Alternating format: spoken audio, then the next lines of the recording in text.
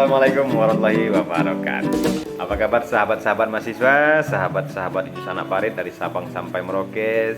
Semoga selalu dalam keadaan sehat dan selalu diberikan kekuatan dalam menjalani kehidupan ini. Terkhususnya kepada mahasiswa, mahasiswi yang ada dari Sabang sampai Merauke. Semoga selalu diberikan kekuatan dan kesehatan serta kemudahan dalam menyelesaikan perkuliahan. Pada kali ini, pada mata kuliah manajemen personalia dan kearsipan sekolah, kita akan membahas tentang pengorganisasian arsip sekolah.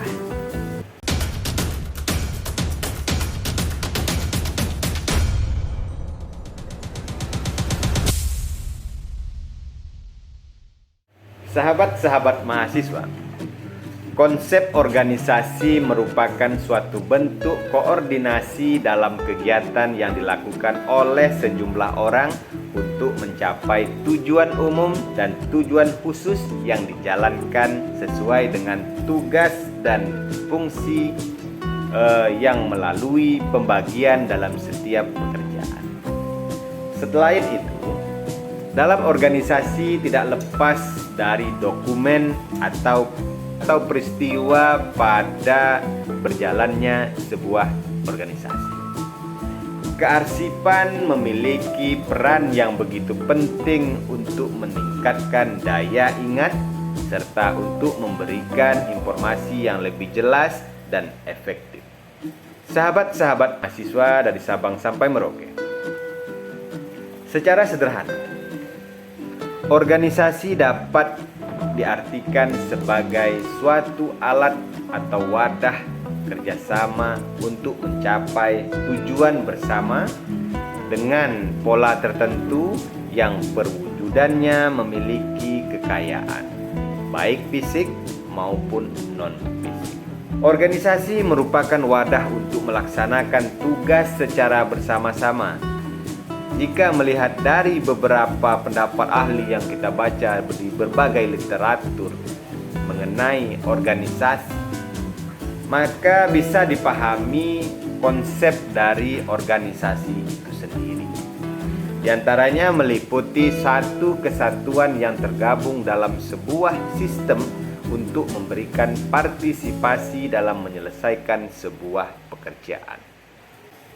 Sahabat-sahabat semua, Undang-Undang Nomor 43 Tahun 2019 tentang kearsipan menjelaskan bahwa arsip adalah rekaman kegiatan atau peristiwa dalam berbagai bentuk dan media sesuai dengan perkembangan teknologi informasi dan komunikasi yang dibuat dan diterima oleh lembaga, baik itu lembaga negara, pemerintah, lembaga pendidikan, perusahaan, organisasi politik, organisasi kemasyarakatan, dan perseorangan dalam pelaksanaan kehidupan bermasyarakat, berbangsa, dan bernegara.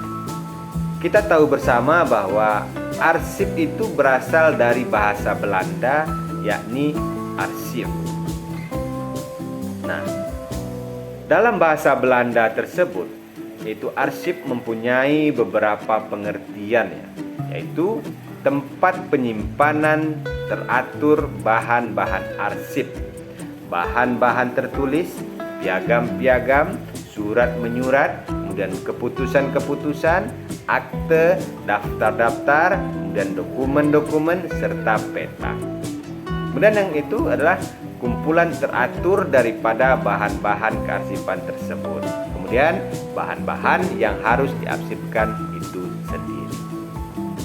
Dalam fungsinya, arsip itu dapat kita bedakan berdasarkan fungsi menjadi dua jenis, yaitu arsip dinamis dan arsip statis. Arsip dinamis adalah arsip yang dipergunakan secara langsung dalam perencanaan, pelaksanaan, penyelenggaraan kehidupan bangsa pada umumnya, atau dipergunakan secara langsung dalam penyelenggaraan administrasi negara ataupun administrasi pendidikan.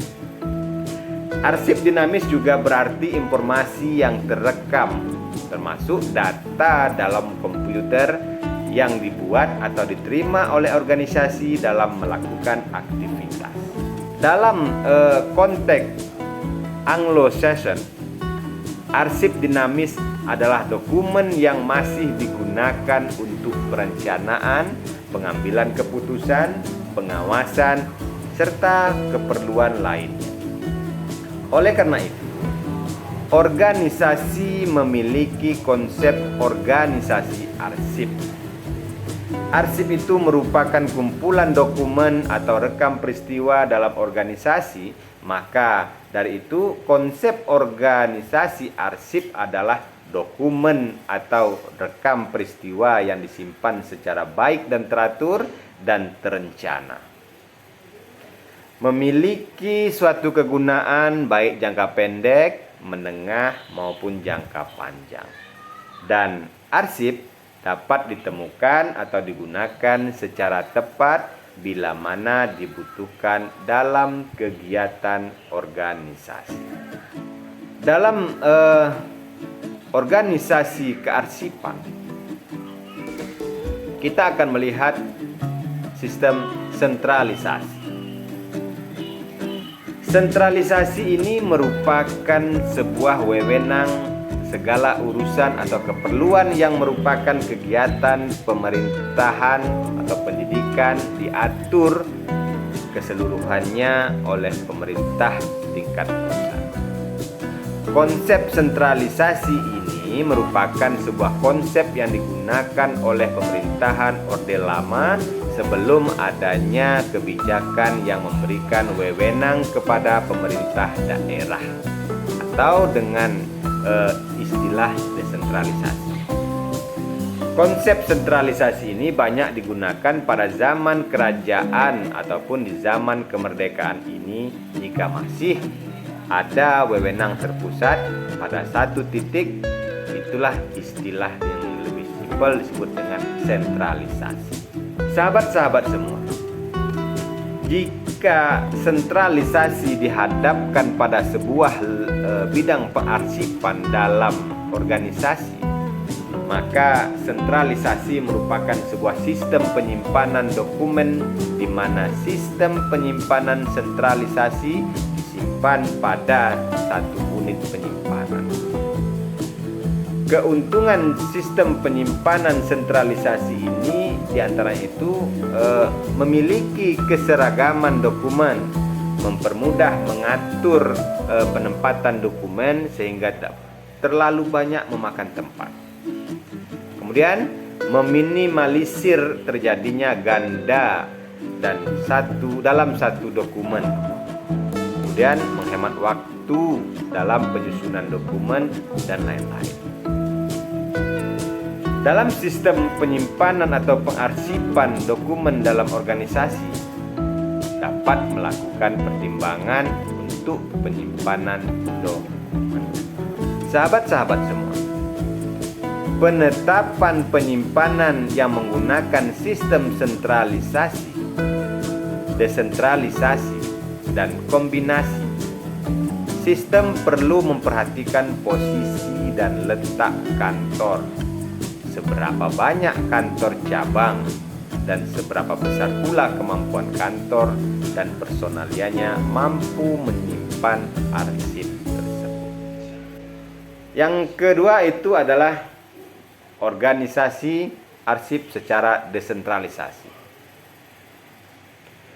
Desentralisasi administrasi lebih menekankan pada lembaga-lembaga pemerintah formal. Titik berat lebih tekankan pada susunan organisasi atau administratif.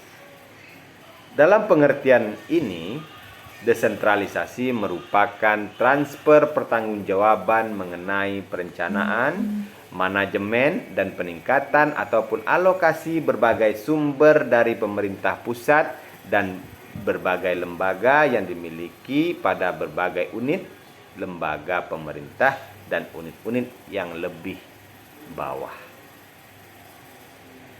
Desentralisasi merupakan pemberian wewenang dari pemerintah pusat kepada pemerintah daerah dengan tujuan untuk mengintegrasikan kepentingan keuangan serta kepentingan politik agar pemerataan sarana dan prasarana serta informasi bisa tercapai melalui otonomi daerah. Karena daerah tersebut lebih mengetahui kondisi ataupun kebutuhan yang diperlukan oleh masyarakat yang sedang berkembang. Desentralisasi juga merupakan sistem dalam pengarsipan dokumen. Jika dikaji melalui kacamata pengarsipan atau penyimpanan dokumen, maka sistem desentralisasi ini lebih menekankan kepada pengelolaan penyimpanan arsip melalui masing-masing unit dalam suatu organisasi. Misalnya, pengelolaan lembaga perguruan tinggi yang memiliki fakultas dan program studi, maka arsip atau dokumen-dokumen tersebut dikelola dan disimpan pada masing-masing unit tersebut. Arsip fakultas kita contohkan. Maka fakultaslah yang menyimpan arsip itu sendiri, dan arsip program studi itu sendiri yang menyimpannya serta mengelolanya. Kemudian yang ketiga itu adalah kombinasi antara sentralisasi dan desentralisasi. Pengelolaan arsip menggunakan azas kombinasi memperbolehkan unit-unit pengelola organisasi menyimpan arsip pada masing-masing unit, namun tetap dikontrol oleh satu unit penanggung jawab, yaitu manajer. Nantinya, manajer akan menginstruksikan personalia bertanggung jawab atas masing-masing arsip untuk memelihara dan mengoptimalkan prosedur dari masing-masing kegunaan arsip tersebut. Kegiatan pengarsipan menggunakan sistem kombinasi memiliki beberapa keuntungan dan kerugian. Kita akan coba melihat apa saja keuntungan dari sistem kombinasi. Yang pertama itu adalah adanya sistem penyimpanan dan temu balik yang seragam. Kemudian menekankan semaksimal mungkin kesalahan, pemberkasan, serta dokumen yang hilang. Kemudian itu menekan duplikasi dokumen. Kemudian juga memungkinkan pengadaan dokumen yang terpusat dengan imbas efisiensi biaya yang lebih baik. Kemudian juga untuk memudahkan kontrol gerakan dokumen sesuai dengan jadwal dan retensi dan pemusnahan. Nah, itu dari segi keuntungan. Kemudian kita akan coba melihat apa saja kerugian menggunakan sistem pengarsipan azas kombinasi ini. Yang pertama itu adalah karena dokumen yang bertautan tidak ditempatkan pada tempat yang sama, akan menyebabkan sulitnya penggunaan dokumen. Yang kedua, kurang luas karena keseragaman di seluruh unit belum atau tidak ada. Yang ketiga, masalah yang berasal dari sistem sentralisasi dan desentralisasi akan dibawa ke sistem kombinasi.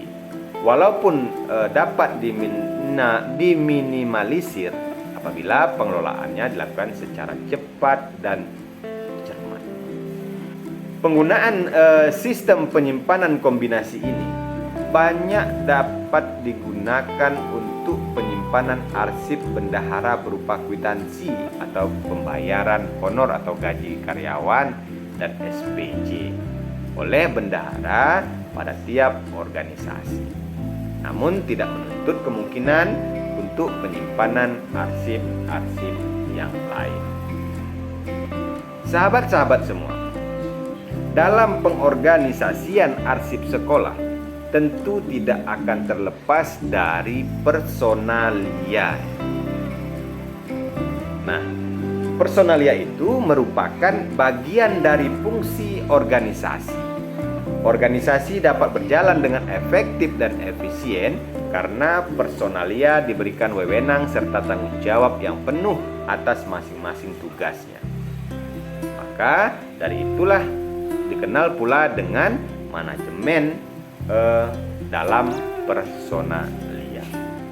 Manajemen personalia mempunyai kontribusi yang cukup besar terhadap produktivitas sebuah lembaga organisasi, pelayanan jasa, atau laboratorium.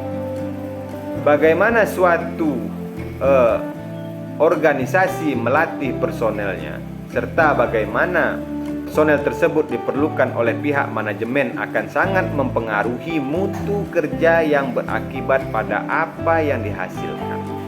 Oleh karena itu, hubungan timbal balik dan kerjasama antara semua personel dalam suatu organisasi harus dipelihara dan ditingkatkan terus. Oleh karena itu, personalia merupakan pegawai yang bertugas memberikan layanan kepada setiap orang yang membutuhkan bantuan. Misalnya dalam pencarian arsip atau dokumen-dokumen yang disimpan menggunakan sistem sentralisasi, desentralisasi, dan juga sistem kombinasi. Karena dalam organisasi personalia cukup besar perannya untuk mencapai tujuan dari organisasi itu sendiri. Maka dari itu, dalam pengelolaan organisasi, seorang manajer harus mampu meningkatkan kemampuan seluruh personalianya agar menjadi personalia yang ramah, yang profesional dalam bidang keahliannya masing-masing, terutama dalam pengelolaan, penyimpanan, kearsipan organisasi. Baiklah sahabat-sahabat semua, sahabat-sahabat mahasiswa dari Sabang sampai Merauke, demikianlah pemaparan singkat saya sebagai kata pengantar dalam pengorganisasian arsip sekolah. Semoga konten singkat ini mampu membuka cakrawala berpikir sahabat-sahabat semua dan mampu memberikan pemahaman kepada siswa semua dan memberikan pola pikir kritis untuk mengkaji lebih dalam lagi tentang perorganisasian arsip sekolah.